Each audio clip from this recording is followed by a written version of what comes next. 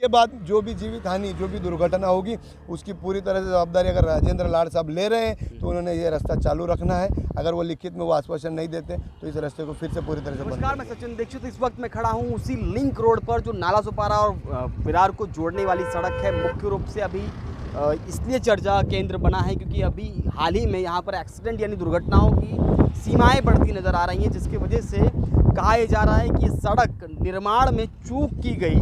उसके लिए जो मूलभूत आवश्यकताएं होनी चाहिए सड़क पर, वो पूरी नहीं होने की वजह से दुर्घटनाओं की संख्याएं बढ़ रही है। लेकिन फिलहाल कल रास्ता रोका गया था। हितेंद्र ठाकुर इसी रास्ते रोकने के बाद में उन्हें यहाँ जनता के बीच संवाद करना पड़ा।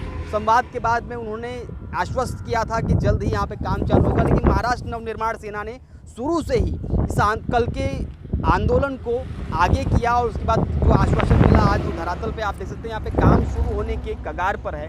यहाँ पर काम शुरू किया जाए, डिवाइडर बनाया जाए, डिवाइडर से इंडिकेटर लगाया जाए, स्ट्रीट लाइट की व्यवस्था के लिए भी आश्वासन मिल रहा है। लेकिन इस पूरे मामले पर अब जब काम शुरू हो चुका है तो महाराष्ट्र नवनिर्माण सेना आगे क्या कुछ करेगी और क्या कुछ कहना है और किस तरह से काम शुरू है, क्या सुविधाएँ मिलेंगी, अब क्या दुर्घटनाएं होंगी नहीं होंगी, तो उसके लिए क्या कुछ किया जा रहा है, क्या अपडेट है, इस पर हम बातचीत करते हैं संजय मेहरा जी। संजय जी, क्या लगता है कल रास्ता रोका गया और आज उसका परिणाम नज़र आ रहा है, लेकिन अभी भी एक चीज़ है, जिस परिवार की बच्चे की डेथ हुई थी उसको कहीं ना कहीं न्याय भटकता नज़र आ रहा है। इस पूरे मामले पे जो आज काम शुरू हुआ, क्या कुछ कहेंगे आप? यहाँ पर कैसा है कि अपनी मर्जी से काम किया जाता है।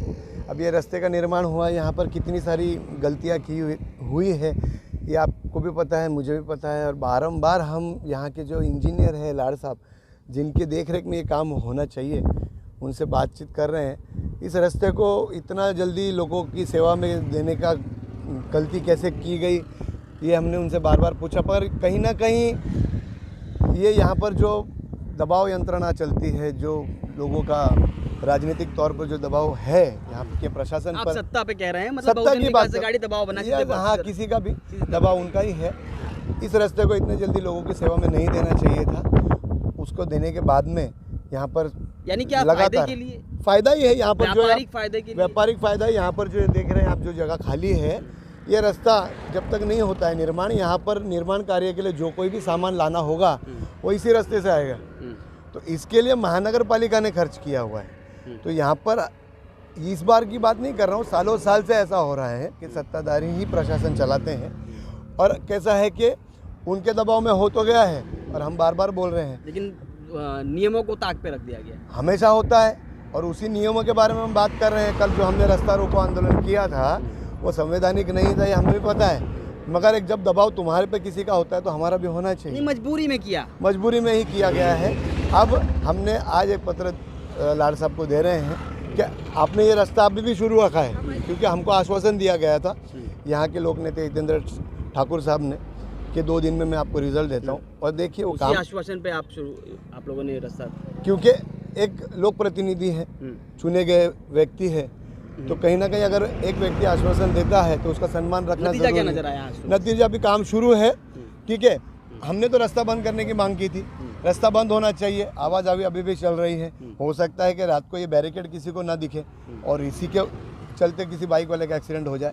तो आज मैं फिर से इंजीनियर साहब को एक पत्र लिख रहा हूँ, जिसमें अगर इस दौरान में आपने रास्ता तो बंद नहीं किया है, आपने कुछ ना कुछ यहाँ पर काम चालू है, रास्ता भी चालू है, उस दौरान अगर नहीं है यहाँ पर, हाँ, मुख्य वही है। हम उनको आज ये भी एक निवेदन करने वाले हैं कि सूर्य प्रकाश में जब तक वाहन चल रही है, ठीक है, थोड़ी सी दुर्घटना होने की संभावना कम होती है, तो आप रात में इस रास्ते को बंद रखिए जब तक कि यहाँ पर लाइट नहीं लगती है।